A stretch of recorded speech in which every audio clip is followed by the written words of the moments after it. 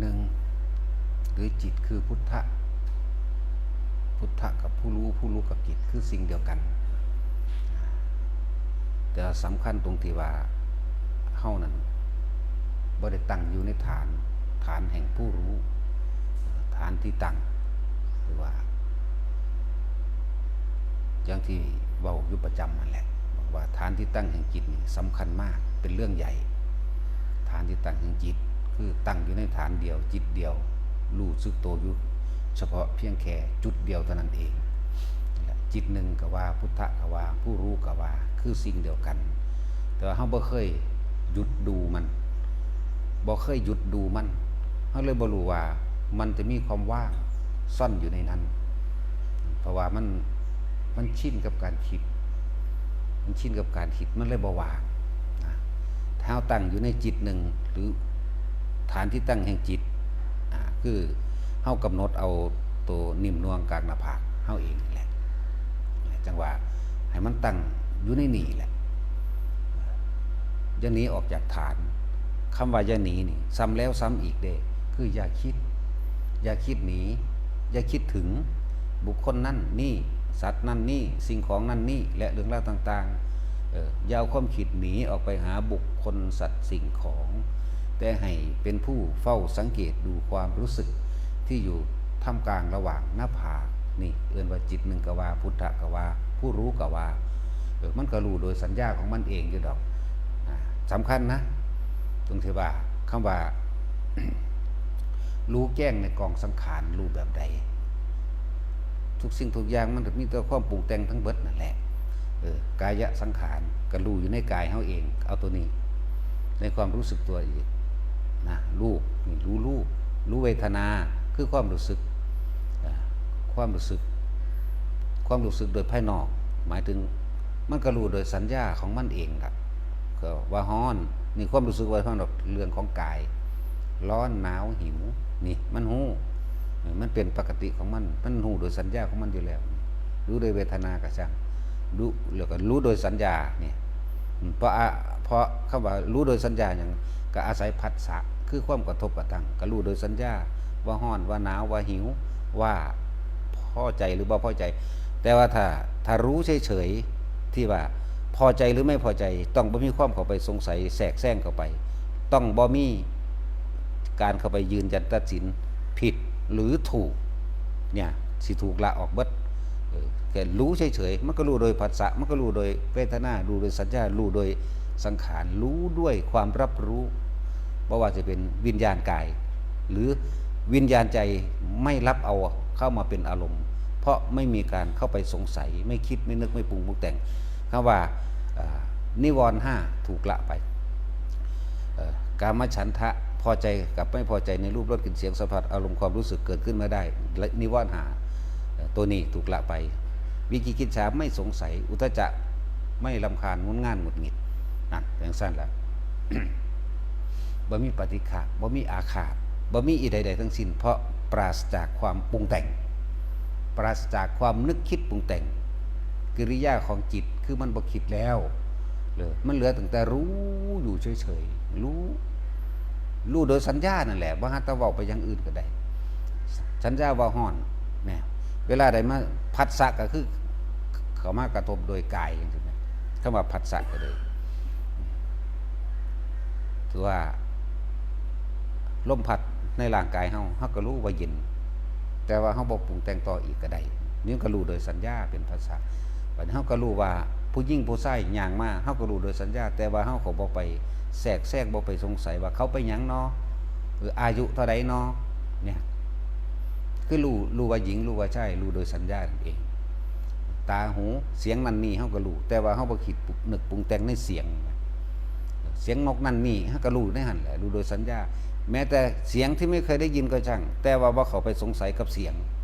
แล้วแต่มันสิเป็นหยังแต่เวลารู้ว่าเสียงนั่นรู้เฉยๆได้นี่รู้โดยไม่สงสัยได้นี่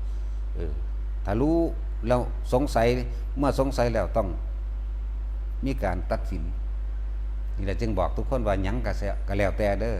ทุกอย่างที่เฮารู้เห็นตาหูจมูกลิ้นใจรู้รสกลิ่นเสียงสัมผัสทบรู้สึกรู้โดยไม่ต้องเข้าไปยืนยันตัดสินอย่าไปตัดสินผิดหรือถูกแม้ มีการสนทนาธรรมซึ่งกันและกันเฮาก็แค่พูดไปเฉยๆบ่มีการว่าตัดสินยืนยันหรือว่าถูกนั่นแหละจังว่าอารมณ์มันเกิดบ่ได้วิญญาณมันดับวิญญาณใจดับเลยบ่มีอีกนี่ไหมบ่เข้าไปรับบ่พอไปล่องเอาถ้าบ่คิดแล้วมันก็บ่เกิดเท่านั้นแหละอันความรู้สึกพอใจและไม่พอใจนี่ตัวพบตัวเกิดก็ดีตัวนี้ถ้าเกิดอารมณ์ความรู้สึกที่ทั้งที่พอใจและไม่พอใจนี่เกิดเป็นทางสั้นเพราะว่าอย่างถ้ามีความคิดมันต้องมี2อารมณ์ขึ้นมาโลดพอใจกับไม่พอใจนี่เรียกว่า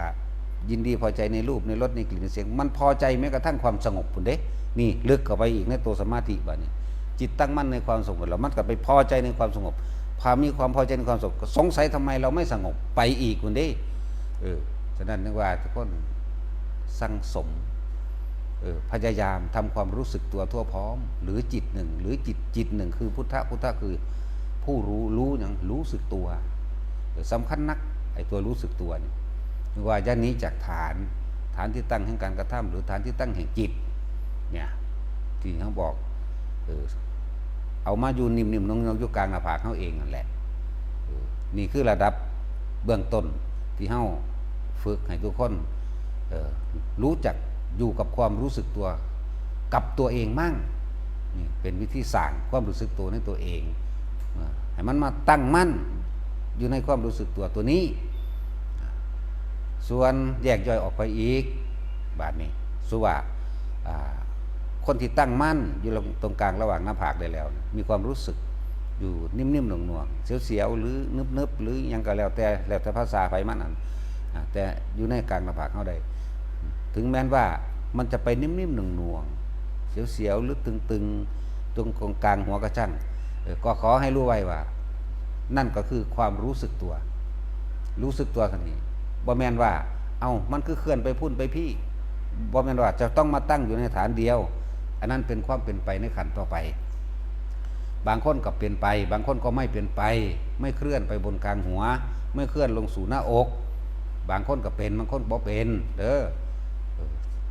อะไรจังว่าแต่ยังไงก็ช่างอย่าออกจากความรู้สึกตัวแม้จะมีความรู้สึกตัวนิ่มหน่วงอิ่มเอิบในระหว่างท่ามกลางอกก็รู้มันก็รู้อยู่ในจุดเดียวคือเก่าเนี่ยว่าจิตหนึ่งเหมือนเดิมรู้อยู่เฉพาะเหมือนเดิมบางคนก็เป็นนิ่มๆนุ่มๆอยู่กลางหัวเนิบหน้าอยู่ทั่วประมาณกลางจุดนิดหน่อยเด้อาจจะเป็นเหมือนซ้ำฟ้ามือหนึ่งเศร้าหนุบหนาบอยู่นั่นแหละนี่ก็อีกอันนึงก็แค่ว่าให้รู้สึกตัวอยู่เฉพาะที่ของมันนี่แหละวิธีหยุดก็เลยอะไรว่าต้องไปสงสัยว่าต้องไปอันใดทั้งสิ้นพยายามฝึกชำเลืองดูความรู้สึกตัวเองซะมั่งฝึกอยู่กับความรู้สึกตัวเองซะมั่งฝึกหยุดอยู่กับความรู้สึกตัวเองซะมั่งก็เลยเอาตัวนี้มาเป็นเครื่องล่อเครื่องหลอกความคิดเอาตัวนี้เป็นกุศโลบายล่อให้บ่ให้มันคิดออกจากกายนั่นแหละว่ายันนี้จากก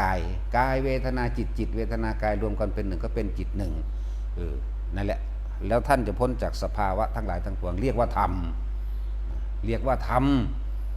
สิ่งทั้งหลายทั้งปวงแค่รู้กับมันซื่อสิ่งใดสิ่งหนึ่งเกิดขึ้นพันดามันก็ดับเป็นธรรมดาเฮาสิไปคุ้มบ่ให้มันดับก็บ่ได้มันก็เป็นของมันเป็นแบบนั้นมันเป็นแบบนั้นเป็นธรรมชาติเช่นนั้นเองแหมมันก็เป็นของมันทั้งสั้นแหละนี่เพียงแค่คำเว้าแต่ว่าผู้รู้อยู่ที่เฉพาะจิตหนึ่งจุดหนึ่งเนี่ยจิตหนึ่งหรือจุดหนึ่งที่เฮามีอยู่เองนั่นแหละโดยบ่เข้าไปสงสัยว่านั่นคืออะไรนี่คืออะไรบ่ต้องใคร่หาคำตอบนั่นแหละเราเฮาสิเห็นความว่างที่แทรกแซงอยู่ในสิ่งที่มีอยู่รู้อยู่เห็นอยู่รูปรสกลิ่นเสียงมีอยู่รู้อยู่เห็นอยู่กระทบอยู่สัมผัสผัสสะอยู่แต่เวทนาไม่เกิดเพราะไม่คิดไม่นึกเวทนาคือความพอใจกับไม่พอใจอันนี้เป็นตัวพบเลยเป็นอารมณ์เป็นนามธรรมไปเลยอันนี้เป็นความรู้สึกนั่นแหละวิธีหลอกลวงจิตกับว่ากุศโลบายแห่งจิตกับว่าพยายามอย่างนี้ออกจากฐานแล้วก็บ่ต้องไปคุ้มเข้มมันดอกได้มั่งไม่ได้มั่งก็ช่างมัน